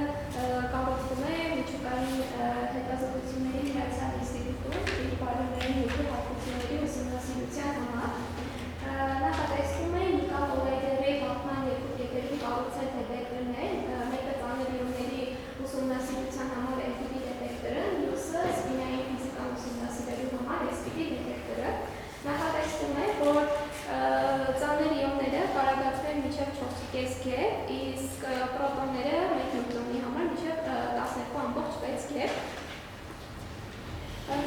SPD դետեկտոր է, որը ուսումնասիրելու է սպինային ֆիզիկան, հասկանալու համար, թե ինչպես են նյուտրոնի ներսում քվարտ իոնային պաշտման վրա, ինչպես է սպինն ազդում։ SPD-ն լինելու է 4 մարմնային անկյան դետեկտոր։ Ուսումնասիրելու ենք ունենալու է մասնիկների նույնականացման համակարգ, այրոջելային չերեկովյան դետեկտոր և ուսումնասիրությունների համար ընտրել ենք երկու տարբերակ, մեկը այրոջել հաշվիչ, որը հիմնված է ալիքի երկարության փոխարկիչների վրա, մյուսը պատկերի ֆոկուսացնող դետեկտոր։ Մանրամասն ներկայացնեմ երկու տարբերակները։ Առաջին տարբերակում դետեկտորը կազմված է լինելու երկու շերտերից և շերտերը պատված են լինելու այրոգելային 25 ուղղանկյուն սալիկներից և ալիքային երկարության փոխարկիչները տեղադրվելու են միմյանց նկատմամբ որոշակի շերտված դիրքով մասնիկները ներդիակոտում չհայտնվելու համար։ Այստեղ ներկայացված է դետեկտորի նախատիպը, որը կառուցվել է Նովոսիբիրսկի խմբի կողմից։ Այս աշխատանքներին մենք մասնակցել ենք, կատարել ենք մոդելավորում, իսկ նախատիպի կառուցումը և ուսումնասիրությունները կատարվել է երկու խմբերի հետ համատեղ։ Երկրորդ տարբերակը այրոգել Ring Imaging չերենքով, որը թույլ է տալիս մասնիկների նույնականացումը ավելի ընդլայնել, ծրամորճ 5-ից մինչև 6G դիրքների թույլ կտա հասնել։ Եթե ինչպես է պրոցեսը կատարվում, երբ մասնիկը անցնում է այրոգելի միջով, ֆոտոդետեկտորի վրա մենք, քանի որ չերենկովյան ճակատայթումը գոնաձև է տարածում, ֆոտոդետեկտորի վրա կազմում է օղակաձև պատկեր և այստեղ շատ կարևոր է, որպեսզի օղակները շատ հստակ ֆոկուսացվեն։ Եթե մենք չափենք չերենկովյան անկյունը չափենք և իմանանք իմպուլսը և արագությունը, հետևյալ կապերի միջոցով կարողանանք նույնականացնել մասնիկները, քանի որ այրոգելի հաստությունից կախված թափանցելիությունը վատանում է, քննարկվում է, որպեսզի օգտագործեն հաստ այրոգել, բայց օգտագործեն բազմաշերտ, որպեսզի կարողանան ապահովել օղակների հստակ ֆոկուսացումը։ Այրոգելը 99.8% սիլիցիումի օքսիդից է կազմված, ջրից է կազմված և 0.2% սիլիցիումի օքսիդից, ունի խիտ կառուցվածք և ցածր բեկման ցուցիչ, ինչն էլ նախընտրելի է դարձնում չերենկովյան դետեկտորներում դրանց օգտագործումը։ Ներկայումս այրոգելի արտադրությունը լավ յուրացված է երկու կենտրոնում, Մացուշիտա էլեկտրական արդյունաբերական ընկերությունում և Բուկերի միջուկային ֆիզիկայի ինստիտուտում։ Մեր աշխատանքում քննարկվել են երկու նմուշներն։ Այրոգելները կարող են լինել հիդրոֆիլիկ և հիդրոֆոբիկ։ Տարբերությունը հիդրոֆիլիկը տրանում է ջուրը, հիդրոֆոբիկի վրա նմուշները պատված են հատուկ նյութով, որոնք չեն թողնում կլանել ջուրը և խոնապայմաններում պահպանել թափանցելիությունը։ Այստեղ ներկայացված է ֆոտոէլեկտրոնների թվի կախվածությունը իմպուլսից, այստեղ շեմային իմպուլսի կախվածությունն է բեկման ցուցիչից պիոնի, կաոնի և պրոտոնի համար, ինչի համար է սա կարևոր, քանի որ բեկման ցուցիչը որոշվում է հենց արտադրության փուլում և որպեսզի կարողանան տարանջատել, որ տիրույթներում են ցանկանում նույնականացում իրականացնել։ Այստեղ ներկայացված է տարբեր բեկման ցուցիչ ունեցող նմուշների համար, տարբեր մասնիկների համար համապատասխան բեկման ցուցիչները։ Չափումները, այրոգելի թափանցելիության չափումները կատարվել են Ալիքանյանի անվան ազգային գիտական լաբորատորիայում։ Չափումները կատարվել են 402 օշնարդ օպտիկական սպեկտրոֆոտոմետրի միջոցով։ Չափումները ներառել են 3 քայլ։ Առաջինը ուղղակի չափումն է, որի ալիքային սպեկտրը, որը կատարվում է առանց նմուշի տեղադրման լույսի աղբյուրը միացված, երկրորդը մուտ հոսանքի չափումն է, որի միջոցով մենք կարողանում ենք հետագայում արժեքներից հանել սարքի ներքին աղմուկների ներդրումը, որը կատարվում է առանց նմուշի տեղադրման և լույսի աղբյուրը անջատված, և երրորդը թափանցելիության չափումն է, որը կատարում է նմուշը տեղադրված և լույսի աղբյուրը միացված։ Այստեղ ներկայացված է ռուսական այրոգելի թափանցելիության չափման տվյալները, այստեղ ներկայացված է այրոգելի տարբեր դիրքերում չափված թափանցելիությունից թափանցելիությունը կապված ալիքի երկարությունից 3 սանտիմետր այրոգելային նմուշի համար, այստեղ ներկայացված է համապատասխանաբար 350, 450 և 550 նանոմետր ալիքի երկարությունների համար դարձյալ թափանցելիության կապվածությունը ալիքի երկարությունից տարբեր դիրքերի համար, ինչի համար է սա կարևոր, որպեսզի հասկանանք մեր ունեցած նմուշը համասեռ է, թե ոչ, իսկ համասեռությունից կապված է թափանցելիությունը։ Այստեղ ներկայացված է ճապոնական այրոգելային նմուշի չափանցելիության արդյունքները, այստեղ մենք ունեինք երկու տարբերակ, 1 սանտիմետրանոց և 2 սանտիմետրանոց նմուշներ, այստեղ կապույտ, որը համապատասխանում է 1 սանտիմետրանոց նմուշին, կարմիրը 1 սանտիմետրանոց, բայց շաբաթը ընթացքում փոքրել են, և երկրորդ սանտիմետրանոց նմուշը, որը ևս մեկ անգամ ապացուցում է, որ հաստությունից կախված թափանցելիությունը նվազում է։ Այստեղ ներկայացված է դարձյալ թափանցելիության կապվածությունը ալիքի երկարությունից 2014 թվականի չափումներ են և կապույտ երկարաձերը համապատասխանում են մեր ունեցած նմուշին, որի բեկման ցուցիչը 1.015 է։ Մեր ունեցած նմուշը ու այս նմուշը նույնն է մոտ 10 տարի և ավել պահպանվել է։ Այստեղ համեմատել ենք ճապոնական և ռուսական այրոգելերի թափանցելիությունները, սև կորը համապատասխանում է ռուսական այրոգելին, իսկ կարմիրը ճապոնական, այստեղ ռուսականը 3 սանտիմետր հաստություն ունի, ճապոնականը 1 սանտիմետր հաստություն, այստեղ Նովոսիբիրսկի խմբի կողմից 2002 թվականին կատարված այրոգելային նմուշի թափանցելիություններն են, թափանցելիության արդյունքներն են, էլի թափանցելիությունը կապված ալիքի երկարությունից։ Կարող ենք ասել, որ հաշվի առնելով ժամանակի ազդեցությունը, նաև ոչ շատ մաքուր և լավ պայմաններում նմուշի պահպանումը, որ արդյունքները բավականին համընկնում են։ Թափանցելիության երկարության, ցրման երկարության ու գնահատման երկարության կապը և գնահատումը հասկանալու համար մենք օգտագործում ենք հանքի բանաձևը։ Այս առաջին բանաձևում ենթադրվում է, որ գնահատման երկարությունից կախված չէ և մենակ ցրման երկարությունն է, որ կախված է լյամդայի 4 աստիճանից, սակայն տեսնում ենք այստեղ կանաչ կորն է համապատասխանում այս առաջին բանաձևին, որ փորձնական տվյալների հետ այդքան լավ չի համընկնում, սակայն երկրորդ բանաձևում ավելացվում է նոր անգամ լյամդայի 8 աստիճանից կախված ցրման երկարությունը և գնահատման երկարությունը լյամդայի 4 աստիճանից կախված և գնահատել ենք, որ Նովոսիբիրսկի նմուշի համար 400 նանոմետր ալիքի երկարության դեպքում ցրման երկարությունը 5-ից 7 մետր է, իսկ գնահատման երկարությունը 5-ից 7 մետր է 400 նանոմետրի համար, ցրմանը 4-ից 5 սանտիմետր և Նովոսիբիրսկի այրոգելը այս նմուշներով աշխարհում համարվում է լավագույններից։ Նախատեսում ենք նաև կատարել բեկման ցուցիչի չափումներ, ոնց են կատարելու լազերից ճառագայթ ընկնելու է նմուշի վրա և մենք CCD տեսախցիկով գրանցելու ենք այդ ճառագայթի տեղաշարժը և եթե կարողանանք որոշել այդ շեղման հետաանկյունը ճառագայթի և ֆին, որը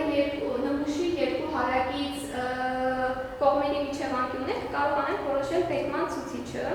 Սա կարևոր է նրա համար, քանի որ խտության տեղային համասեռությունները կարող են հանգեցնել բեկման ցուցիչի տատանումների, դա էլ կարևոր է, քանի որ դա իր հերթին կարող է հանգեցնել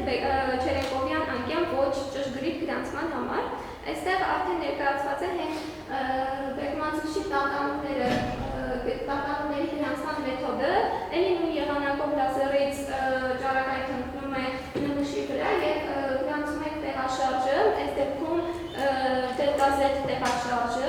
եւ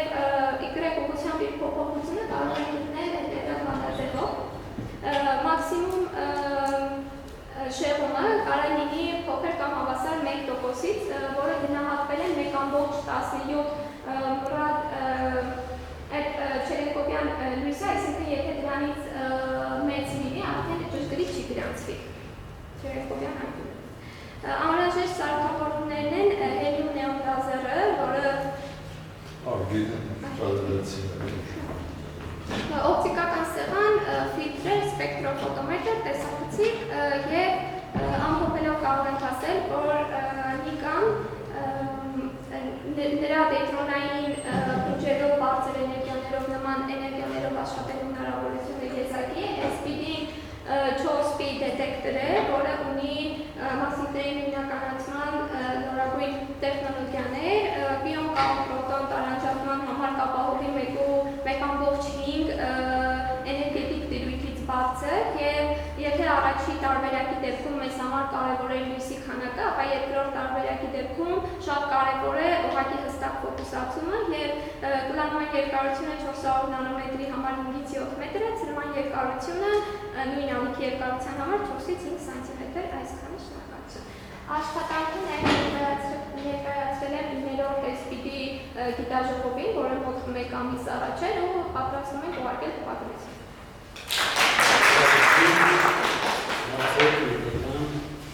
Բացի Չերենկովյանից ուրիշ ճառագայթումներ, ասենք դուք բազմաշերտ եք տնում, անցումային ճառագայթում կա, բան դա չկա։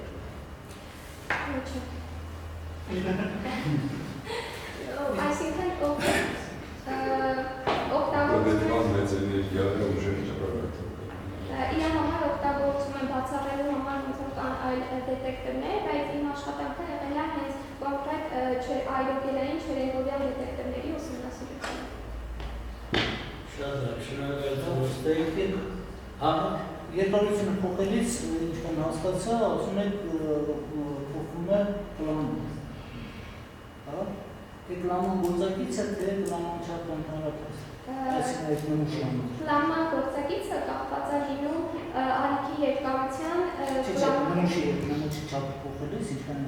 Չէ, նմուշի չափը չէ։ Որ փոխում եք չի փոխում։ Մենակ ալիքի երկարությունը փոփոխելու դեպքում փոխվում պլանման երկարությունը ու համապատասխանաբար ցրման երկարությունը։ Շնորհակալություն ոստեք։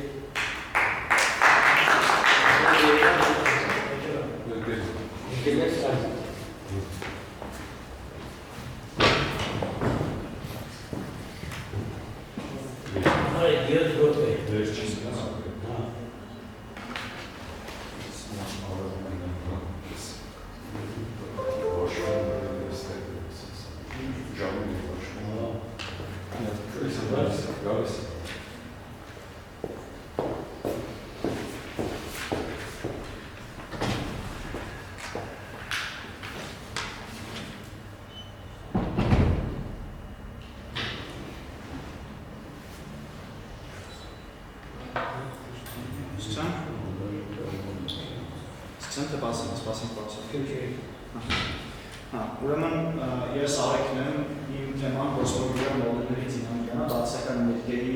գիտության տարբերների առկայությամբ ու իմ ղեկավարը պարոն Սահալյանն է։ Ուրեմն նախ եւ առաջ եկեք սկսեմ պատմելուց այսօրվա կոսմոլոգիական մոդելը ինչ է այս ներկայացնում ու ինչ դերություններ ունի։ Ուրեմն այսօրվա ամենալավ մոդելը, որ բացատրում է եզրքի էվոլյուցիան է, այսպես ասած Լամդա-Սիլիան մոդելն է։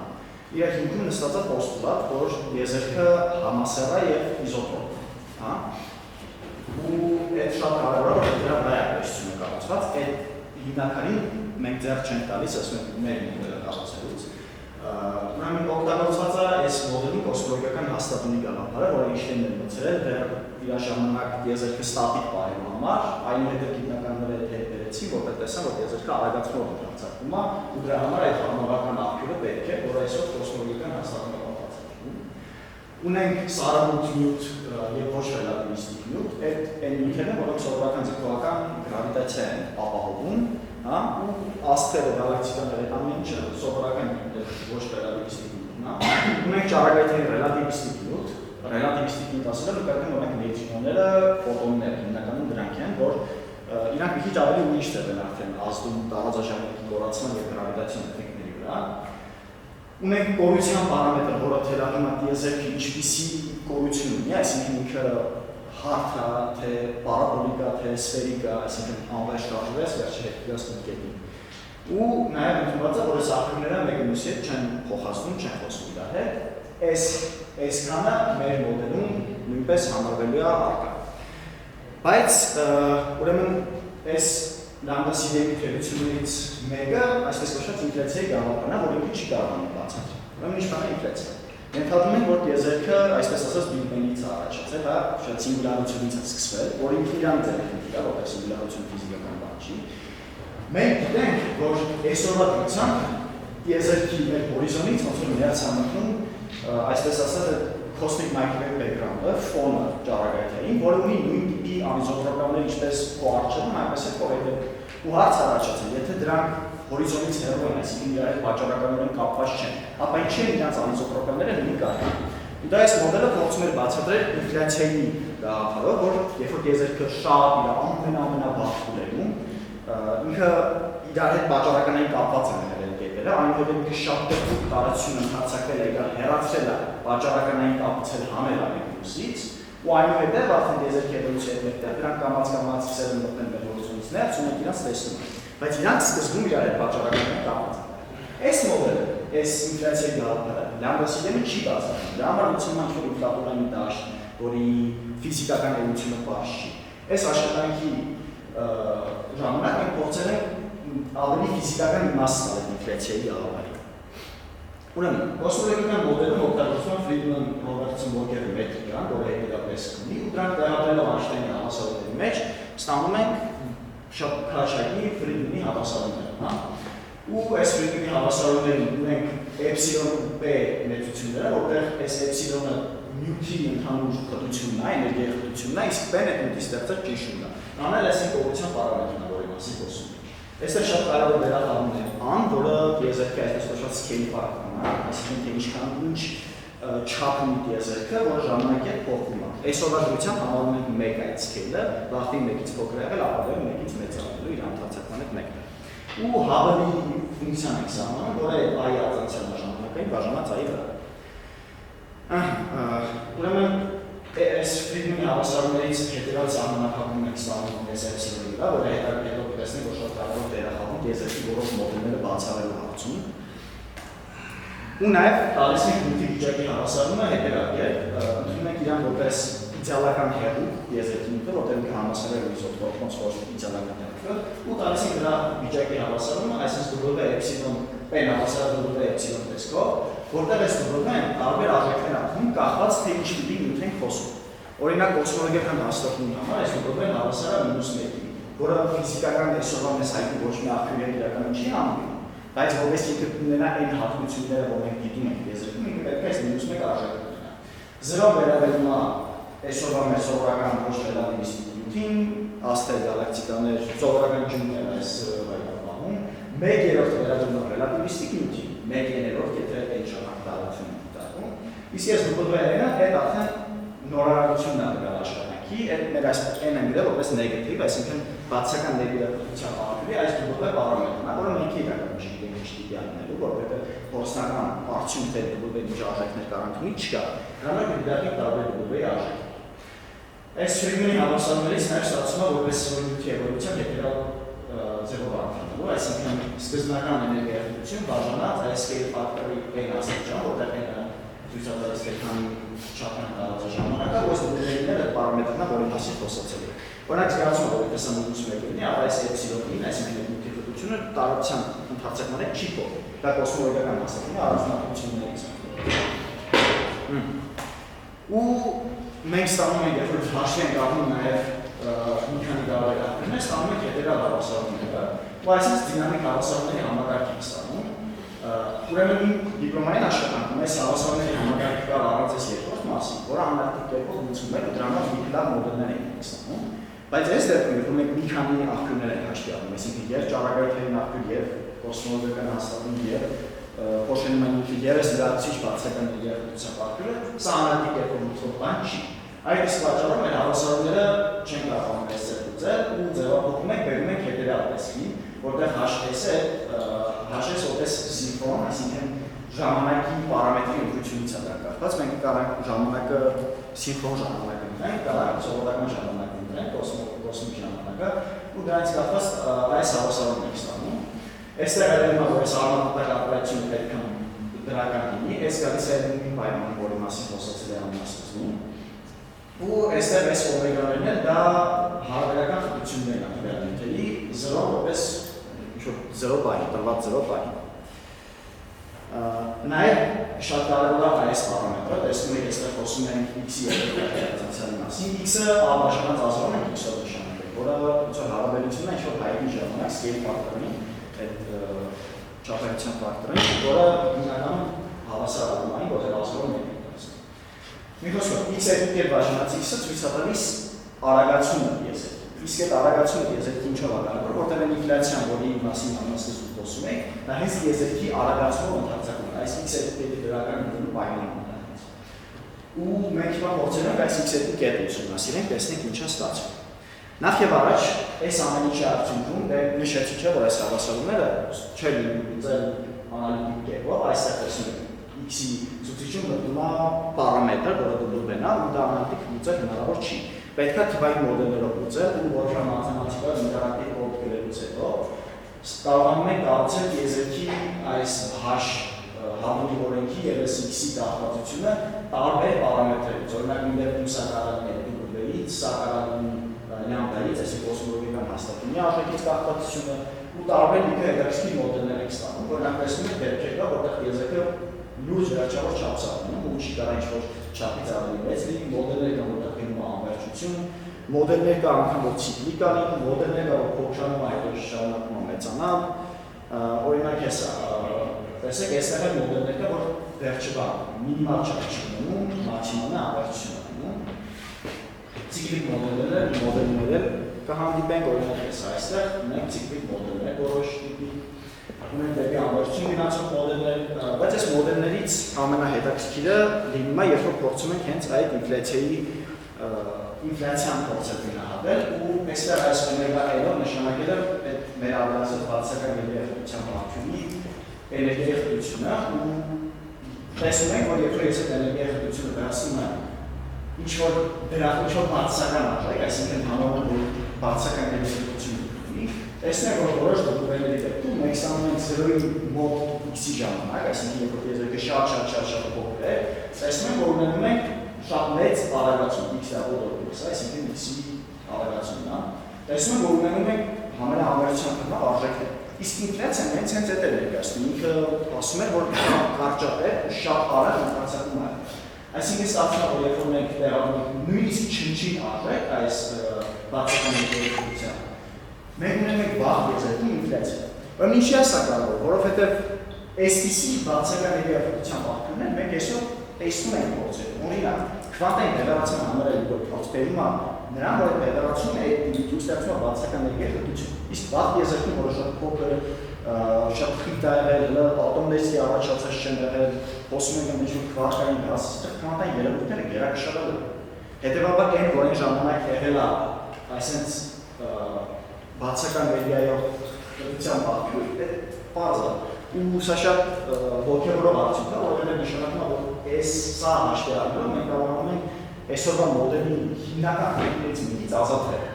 Կամ ինչ-որ չափով որ դրան ֆիզիկական իմաստ լուծել։ Նաև նշեմ, որ կարողանում ենք նաև այս x-ը d-ից կախված գտնել, որի համար մի քիչ հակառակ ցենտրի պետք է լուծենք, այս հավասարումները լուծելուց սա է հնարավոր լուծել, d-ից է հնարավոր հաշվել, որը հետո պարամետրական ֆունկցիայով կարելի է վերածել x-ը d-ից կախված գտնել, շատ մաթեմատիկ խորանամ,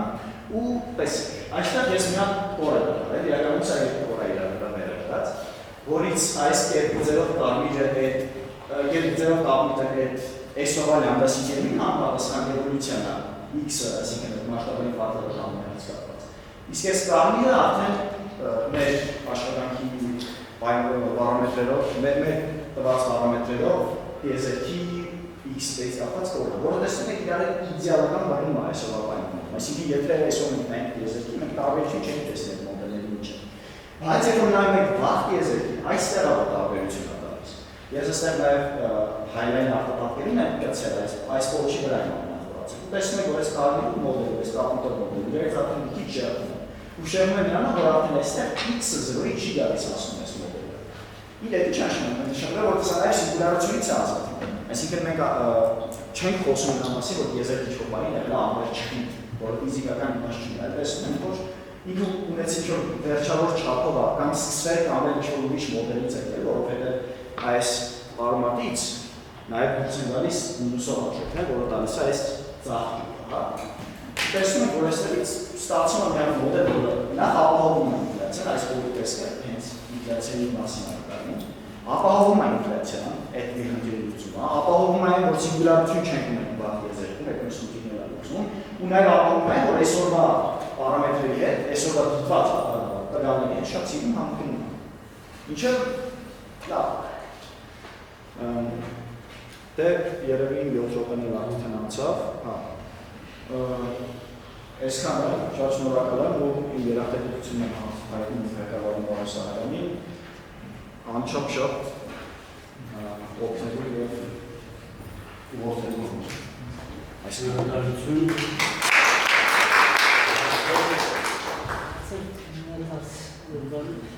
Ձեր մոդելում տիեզերքը համարվում է փակ, այսինքն ճառագայթում չի գալիս։ Փակ ասելով նկատի ունեք կորության պարամետրը։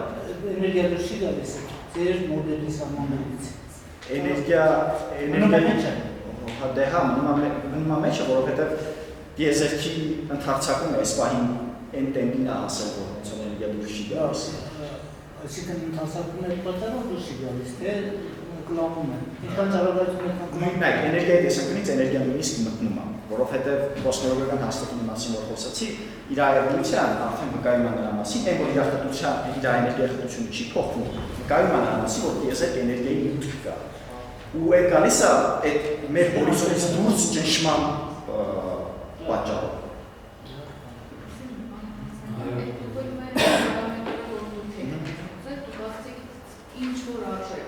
Տարբեր արժեքներ։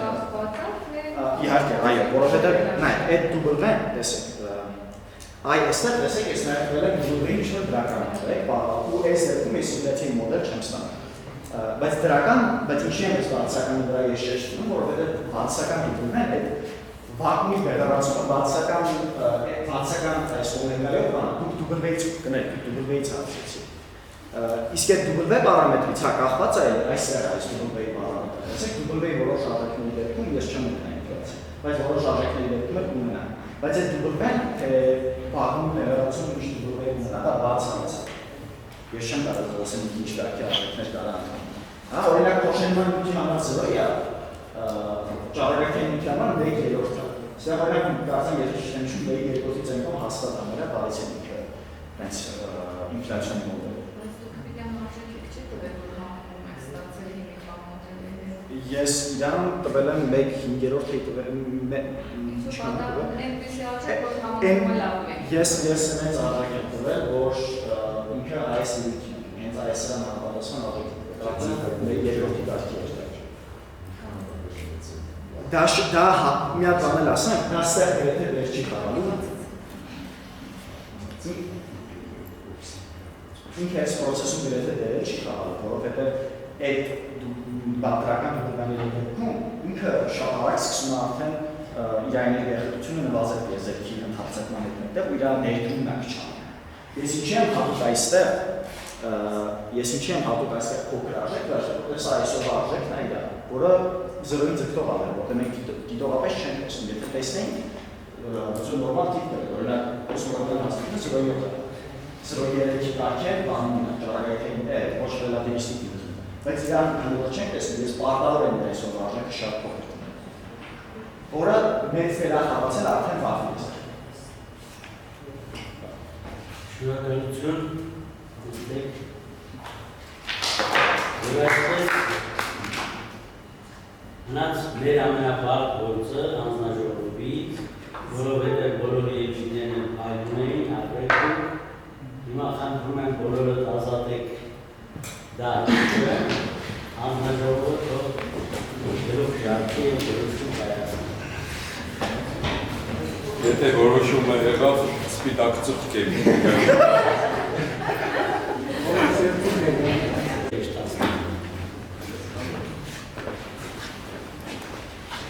Նստեք, դուք եք հասկանում, ես էլ ասեցի, որ մեր գործը շատ դժվար է, որովհետև բոլոր երկրներն են փայլում են։ Այսինքն, եթե օրինակ մեր կողմից լիներ մենք ինչ-որ գրամատա տայինք, ինչ-որ բան տայինք, սենց թախտող բանով, որ լավագույն մագիստրոսը որն է, մենք բոլորին էլ կտայինք լավագույն մագիստրոս։ Բայց ցավալի է, որ մենք որ իրար հետ քննարկում էինք ու գնահատում էինք, աննշան էին մեկը մյուսից տարբերվում։ Ու ցավոք սրտի մեր խնդիրը բարդ էր նրանով, որ մենք սպոնսորները 3 հոգու են ասել։ Մենք 3 հոգու կարանք առանձնացնենք ու պետք է առանձնացնենք։ Մենք չէինք կարա օրինակի համար ասեինք, որ բոլորն են ուզում եք տվեք, ուզում եք մի տվեք, հա։ Դրա համար ում անունները, որ չի հիշատակվի, թող իրանք չմտածեն, որ իրանցը վատ են և արին նորից եմ ասում, տարբերությունը բալային առումով աննշան տոկոսներ էին, եղավ, և արդյունքում էնպես է ստացվում, որ այդ աննշանով հանդերձ հաղթող են ճանաչվել Չալյան Գորը, և Սիրանուշ Ասատրյան Սիրանուշը։ Շնորհակալություն էին շատ այլուն, շատ լավ էին, մենք գոհ էինք, ամեն տարի մասնակցեք, ցավոք սրտի ամեն տարի, այս տարի էր բացառության կարգով 3 հատ, բայց ամեն տարի լինում է 2 մրցանակ, մյուս տարի էլ է լինել 2 մրցանակ, բայց ես ուզում եմ հիշատակել, որ Ռոզայի թեզը մի քիչ ավելի մոտ էր այս շահողներին, ուրեմն հատուկ շնորհակալություն ևս Ռոզայի, բոլորին